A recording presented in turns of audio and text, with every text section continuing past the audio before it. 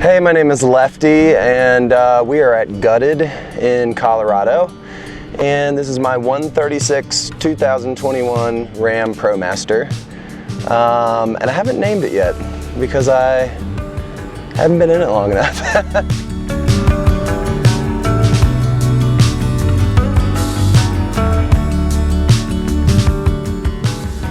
So here we are in the van, and we're in the little kitchen area. I actually basically retired from hospitality, so spent a lot of time in the kitchen. So I wanted to make sure that I could cook some cool meals. Got my knives up here, put in a nice little faucet here, and a really nice deep sink with a cutout cutting board out of the butcher block here.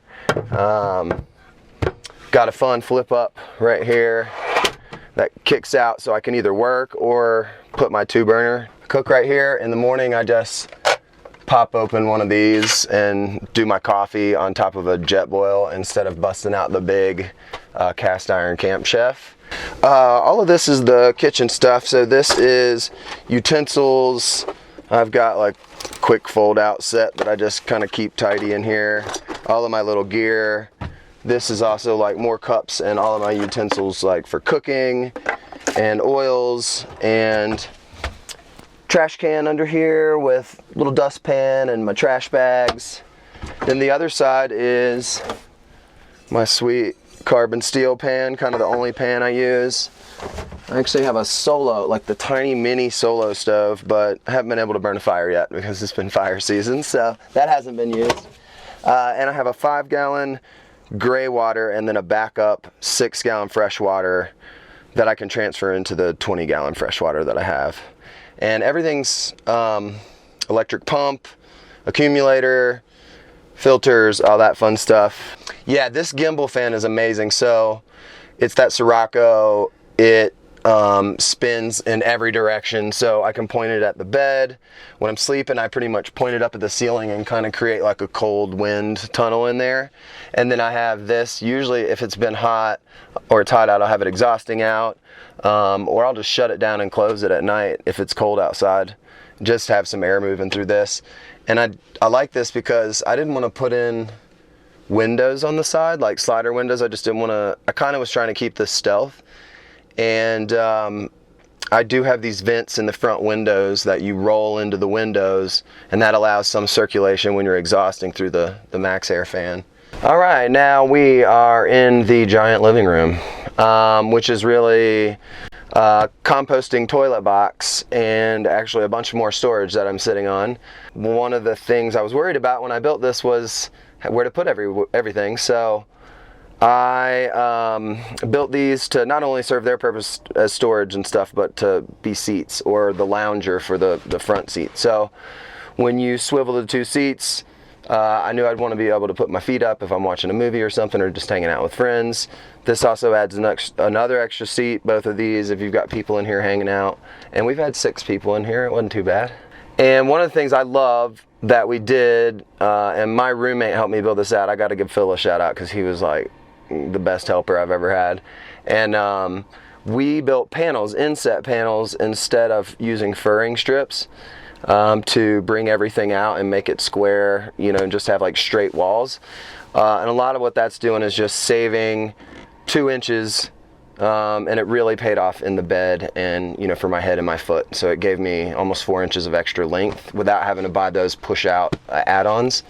And they were tough. I mean, if I were to do another build for someone else, I wouldn't do this. I would do furring strips and keep it easy because this added a headache. But I thought it turned out really nice, and didn't even really think about the guitar. That wasn't planned. But then, you know, when I was going over my checklist of everything I had to put in the van to live and what I, you know, like to play with, I had to figure out where to put that. And so I just brought it out and was just like holding it everywhere, and realized that it fit perfectly in there, and the lights hit it, and it sort of made it an art piece. And I do love this guitar, so I thought it was cool. It says a lot about me. Like, you're definitely gonna get music out of me at some point if you're around me long enough. So And yeah, this is probably one of my favorite aspects of the entire build, just because when you slide that door open, like, I still look at it and go, oh yeah, that looks really neat. Then the uppers are actually more kitchen storage. So there's pots and pans and some food, and everything's soft close. And then there's like my blender and a dehumidifier, which is not something I probably need right now. And some more food stuff, blenders and things like that. And then it's also where the controls are, dimmers for the front and back sections, like the living room and kitchen are on one, the bedrooms on another, the inverter on and off, and then just my battery monitor, and carbon monoxide. And I just wanted to keep it, I sat down and started thinking about exactly how I was going to use this and how much time I'd be outside versus in here. And I didn't want to get into tons and tons of electrical extra things. I think I used 5 of the 12 fuse box. So there's still plenty of room if somebody wanted to upgrade. But I just wanted the basics. I didn't want this huge, like, crazy control panel.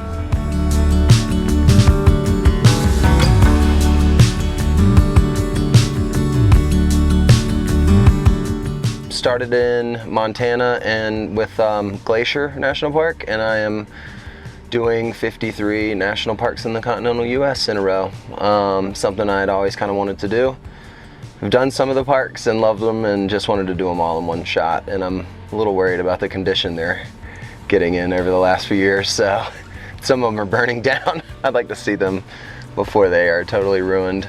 I designed and built this basically to carry me and my stuff from park to park, and all of my gear that just helps me explore the park as deep as I can. And then when I feel like I've seen enough of the park, I move to the next park. So I'm here this week in basically right outside Great Sand Dunes at Gutted, and meeting everyone else who's got all these cool rigs and seeing all the unique ideas and different styles, and meeting the characters and influencers, I guess. I don't really know many of those.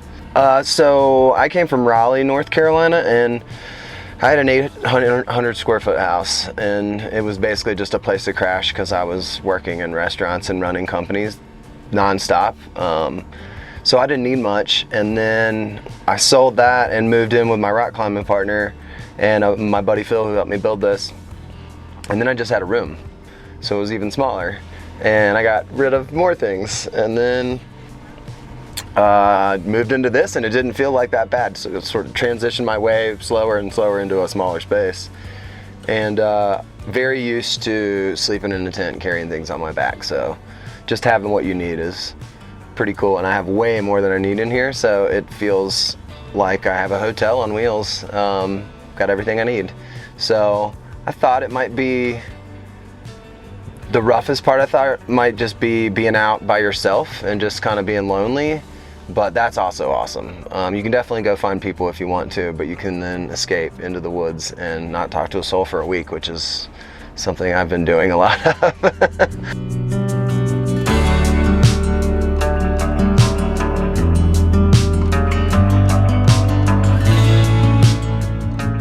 And so this is my fridge, and I went with a NovaCool 12 volt stand up. My bed needed to be that high because when you see the garage, there's a giant electric enduro mountain bike in there, and I had to be able to clear it on the sliders. So when we started, when I was laying this out and measuring it all and taping it off and kind of creating a little model, this fridge fits so much better than a slide out Dometic or whatever those, you know. So I love this thing actually. It's got a little freezer, which is nice, so I can keep some stuff in there and make some ice, which is nice. And then I've got a couple switches over here, water switch, and then also my propane is up here. And I got, you know, a big bright red light, so I knew the propane was on. So if I'm laying in bed and there's a red glow, then I'm like, oh, I left the propane running. So no leaks or anything yet, thankfully, but just in case. And then this is like the wardrobe piece. And really the purpose of this, besides storage, is there's actually a trap kind of door right here. And my bike is so big that I needed the extra length under the bed to get the back tire all the way in here, even with the front tire off. So it is my battery box. I've got two 100 watt LifePo Battleborn batteries, and my Sterling battery to battery charger in there, which is sweet because I only have 200 watts of solar on top and the 200 amps, and I don't run a lot of things, but I drive a lot. I go from exploration to exploration, so it's nice to have that thing charging while I'm driving. So built this really to hide that tire and then add all this extra storage in. So this is more kitchen stuff in here. Then this is a false front because around the backside is a cubby for all my stuff while I'm sleeping. Like I put my water bottle and books and Kindle and stuff in there. This is my electronics junk drawer, every wire created, and a Bob Ross finger puppet. I don't know why. This was from an old restaurant somebody gave, and I put an Alabama helmet. I'm a huge Alabama fan, so I call him Bama Bob. Unfortunately, in January, I will be, it will have been 5 years, well, it's fortunate, 5 years cancer-free. So I had thyroid cancer, and I also have a seizure disorder, so I have a ton of meds that I have to carry around, which is weird. But I had my pharmacist just fill a year's worth of medicine, and it's way more than I thought it was going to be. So like there's just my meds, just tons of meds in here. It's crazy. But as part of living in the van, I needed to be able to have all that stuff and not be out in the woods and be panicked that I was going to run out of meds. I have to take them in with me hiking. I have to take them every single day. So I just wanted to have like a stash on board. And then up here is like my DOP kit. And then all of my recording stuff. So I'm a musician. I also work for a musician. And we had a podcast during COVID that we're still working on. So my mics and like a boom to hold onto the butcher block, and then it's a deep storage, my harmonicas, which I love, and my headgear to wear the harmonica while I play the guitar. So kind of some extra stuff.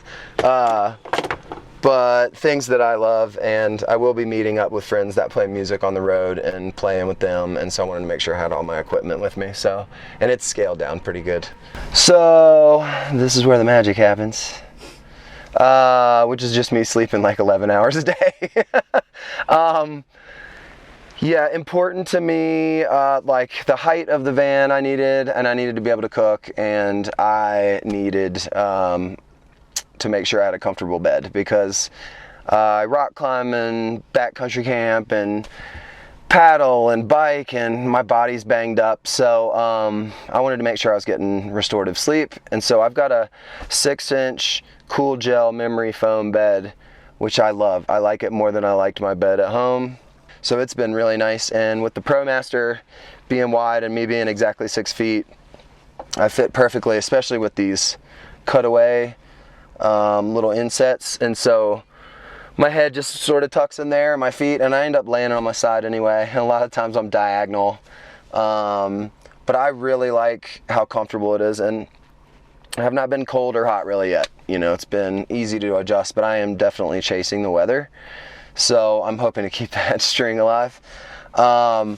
Clothes up here, and I just use like pack cubes, since I throw a lot of those right into my backcountry backpack when I'm hiking, so it's easy for me to just transition right from these right into something I'm going to carry on my back. And over here is cool. We had this little extra storage space right here, and we were covering up one of those fun little corners, so that's where my computer goes, and there's foam in there, and that does not come out, so when I'm driving it's never slid out. Yeah, on this side is a map that two of my best friends and their two sweet little kids that are like my pseudo niece and nephew got me to scratch off each park as I went through, so I'm sending them photos of which parks I've done, and they're tracking like how many weeks it is till I get to them in California, which is kind of fun. They're awesome. One of the things I wanted to do though was put this beadboard ceiling in, because the van is so short, and I had done this in a really little bathroom when I redid a bathroom, and it makes it look a little bit longer, just the lines. So you walk in and you're kind of like, all right, this doesn't look as small as I thought it would, which I think worked out. This holds my phone in front of my face. So I'll just lay down and clip my phone in and just have the phone stuck in there so that I don't have to hold it. I got to give a shout out too to my roommate Phil's mom, who made me this blanket for a gift, and it's the exact Alabama colors. This whole decor is red, white, crimson, white, and gray, and it's because I'm a huge Alabama fan. It says Bama on the front. If you ever see that, that's me. Yeah, a little bit obsessive.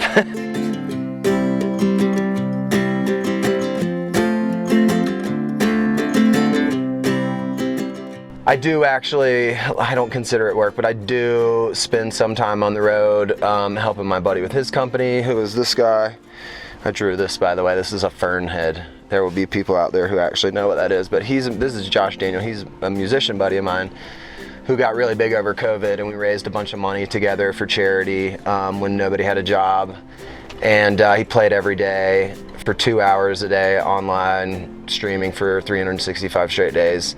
So we built this really cool community, and a lot of me traveling around is actually going to meet those people for the first time. I talked to them online every single night for a year, moderating, kind of getting them the information they wanted during the show, and I haven't met but maybe 20 of them, and there's like 50,000 of them now. Like it just skyrocketed. So I'm sort of working on this side project called Bandemic, where when music shut off and you're a musician person, you love going out to concerts, you played for a living, or you made your money that way, what happened to your life? What was it like afterwards?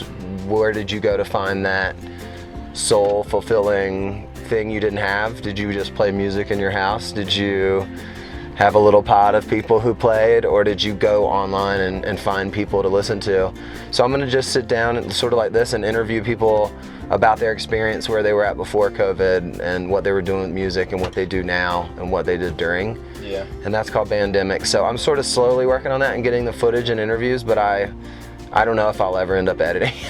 It's one of those projects, but just seemed like it would be a cool way to reach out to his fans and people that I worked with, and also just sort of, while I'm traveling around, get to like see their little towns and where they live. So that's something I'm excited about, and I love it. They're like, pull up, park the van, we'll cook you dinner, you know, want to meet you and hang out.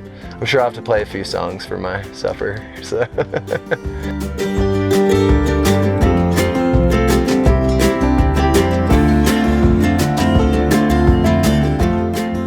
All right, the garage. So, I wanted to make sure I could carry all of my toys and also have a shower, so that's pretty much where all of this is. So I've got my Luna X1 downhill enduro mountain bike, and it's electric. So I have it on a slide out, a full slide out, so I can work on it. It's right next to the inverter, so I can plug it in usually when I'm driving, I'll plug it in so it doesn't pull any of the battery, and recharge that on the road. It gets about 40 miles, so I don't have to charge it too often. And then what I do is, for my shower, I just take the hot water unit out and hang it right here, and then put a curtain up across here, across the two doors. And this is all camping and climbing gear. So I'm doing all those parks and needed all my backpacking gear with me and temperature change stuff, so it's kind of a lot. A couple of little like mix and match things, like paint if I need to touch up here at the beginning. That's Frank the Tank. That's his name. I named the bike, but I haven't named the van yet.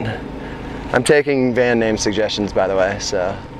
And yeah, this thing's great. I sort of use this as like my moped. So if I'm parked in a forest outside of a park, I can actually just leave the van and not lose my spot, and then drive this into town, get dinner or grab some groceries, and ride it right back up. Fun thing about this is take you straight up the mountain without any effort, so the uphill stuff doesn't suck anymore. And then of course, like telescoping ladder to get up on the roof and clean the 200-watt solar panel. I enjoyed the electrical install the most. I know it's like this huge project and it's very intimidating for anyone who's never done that. I found the process of putting all the wires together and making sure it all worked and looked really clean, like really satisfying. That was just getting all the wires put real clean and tight. And then when I stepped back from it, I was like, man, I did this, and all of the lights work. And I've only had one little problem. I had a loose wire, and immediately knew, oh, these two things are only connected in the fuse box, so I know where the problem is. And that felt really good when I solved right away, because I built it. Yeah. So that was part of the build out process for me. Was, you know, I probably could have just bought something, but I wanted to build it even though I had no clue what I was doing, because I wanted to be able to fix it.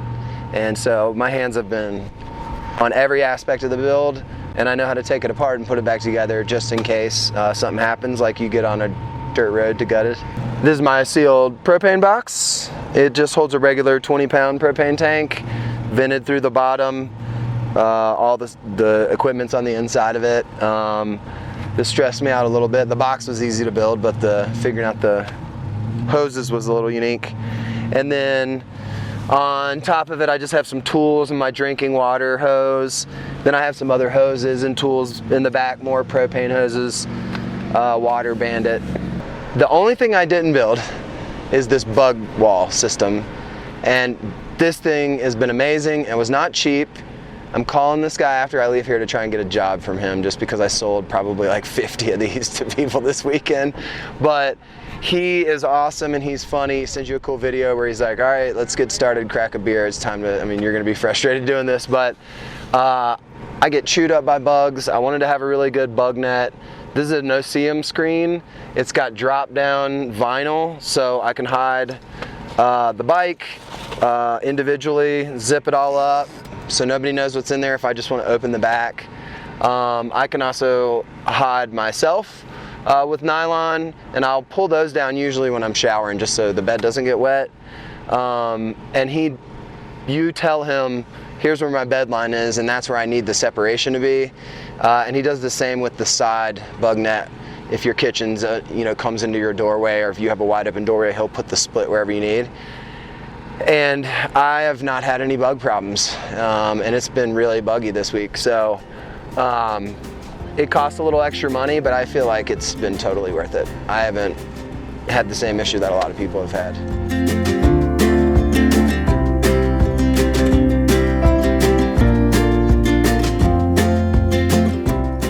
You know, here at Gutted, I think I've talked to quite a few people already who I could work with, and we've both shown interest in working together in the future, both sides of the parties. And I love consulting and helping people build their companies, so that's what I did for the last 15 years or so, was just build companies with people and get them all sustainable, run companies, and get them all lined up and make sure they had a good foundation and then set them on their way. So I'd love to find some startups that are focused on this nomad and travel and adventure community, and hopefully figure out my little niche somewhere, and then have my little home base and my little house and maybe a bigger rig with some four-wheel drive.